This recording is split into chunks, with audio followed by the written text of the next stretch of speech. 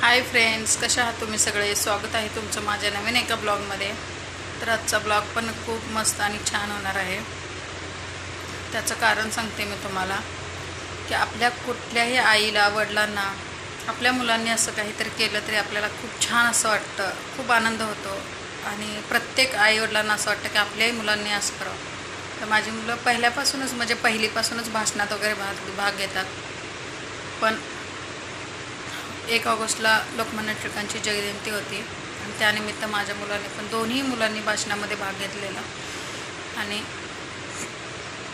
आजचा नंबर वगैरे अजून काही काढलेला नाहीत, पण शाळेत काही व्हिडिओ वगैरे करत नाहीत म्हणून मी घरच्या घरी व्हिडिओ शूट केला आणि ते तुम्हाला दाखवते. छोटासा असा प्रयत्न आहे.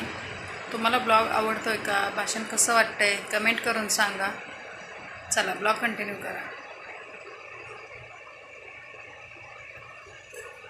नमस्कार, माझे नाव जीवनराजे विलासरामकडे. मी आज लोकमान्य टिळक यांच्याबद्दल 2 शब्द बोलणार आहे.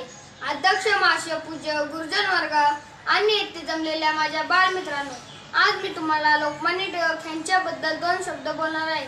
ते तुम्ही शांतचित्ते ऐकून घ्यावे अशी माझी विनंती आहे.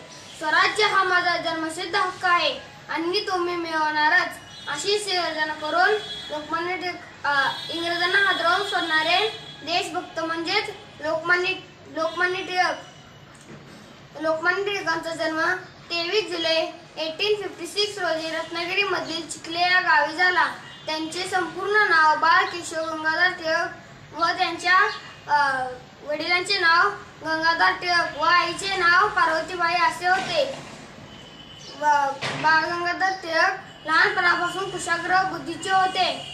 आत्मविश्वास आणि निर्भीडपणा हे त्यांचे गुण होते. पुढे त्यांनी 1877 मध्ये पुण्याच्या दक्खन कॉलेजमधून पदवी मिळवली. केसरी व मराठा ही 2 वृत्तपत्रे त्यांनी सुरू केली. शेतकऱ्यांनी एकत्र येण्यासाठी आवाहन केले. लोकांनी एकत्र यावे म्हणून त्यांनी सार्वजनिक गणेश उत्सव व शिवजयंती उत्सव सुरू केले. ब्रिटिश अधिकाऱ्यांविरुद्ध आवाज उठवल्यामुळे त्यांना अनेक वेळा तुरुंगवास भोगावा लागला. मांडलेच्या तुरुंगात असताना त्यांनी गीता रहस्य नावाचा ग्रंथ लिहिला. ब्रिटिश अधिकाऱ्यांनी त्यांना भारतीय अशांततेचे जनक असे म्हटले.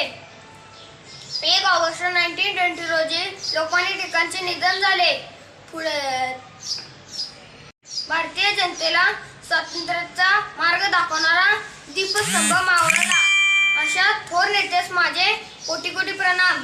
जय हिंद, जय महाराष्ट्र. धन्यवाद. नमस्कार, माझे नाव नंदिनी विलासरामकडे. मी आज लोकमान्य टिळक यांच्याबद्दल 2 शब्द बोलणार आहे. ते तुम्ही शांततेने ऐकावी अशी माझी नम्र विनंती आहे. अध्यक्ष महाशय, पूज्य गुरुजी वर्ग आणि जमलेल्या माझ्या बालमित्रांनो, मी आज लोकमान्य टिळक यांच्याबद्दल 2 शब्द बोलणार आहे. ते तुम्ही शांततेने ऐकावी अशी माझी नम्र विनंती आहे. स्वराज्य हा माझा जन्मसिद्ध हक्क आहे आणि तो मी मिळवणारच अशी शिवगर्जा करून इंग्रजांना हादरवून सोडणारे देशभक्त म्हणजे लोकमान्य टिळक.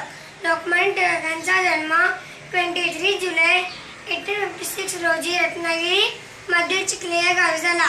त्यांचे पूर्ण नाव बाळ केशव गंगाधर टिळक असे होते.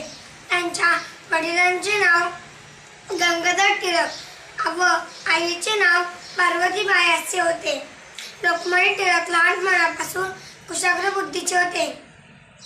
आत्मविश्वास आणि निर्भीडपणा हे त्यांचे गुण होते. पुढे त्यांनी दक्खन कॉलेजमध्ये पदवी मिळवली. केसरी व मराठा ही 2 वृत्तपत्रे सुरू केली. शेतकऱ्यांना एकत्र यावे म्हणून त्यांनी आवाहन केले. लोकांना एकत्र यावे म्हणून त्यांनी गणेश उत्सव व शिवजयंती उत्सव सुरू केले. सरकार विरुद्ध आवाज उठवल्यामुळे त्यांना अनेकदा तुरुंगवास भोगावा लागला. मांडलेल्या तुरुंगात असताना त्यांनी गीता रहस्य नावाचा ग्रंथ लिहिला. ब्रिटिश अधिकाऱ्यांनी त्यांना भारतीय अशांततेचे जनक म्हटले आहे. 1 ऑगस्ट 1920 रोजी लोकमान्य टिळक यांचे निधन झाले. भारतीय जनतेला स्वातंत्र्याचा मार्ग दाखवणारा दीपस्तंभ मावळला. अशा थोर नेत्यास माझा कोटी कोटी माझे छोटेसे भाषण संपवते. जय हिंद, जय महाराष्ट्र. धन्यवाद.